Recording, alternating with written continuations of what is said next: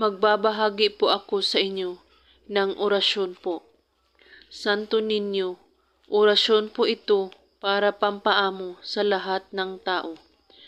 Una, magdasal muna ng isang Ama namin at bago lumabas ng bahay, ay banggitin lang ang orasyon. Lahat ng taong makakasalubong mo ay yuyuko sa'yo. Narito ang orasyon. Jesus, Jesus, Santa Cruz, Espiritu Niño, lahat kayo ay aamo sa akin. Gawin lang ito kahit anong oras at araw, basta't buo ang inyong paniniwala sa paggawa at walang ibang iniisip at pagdududa.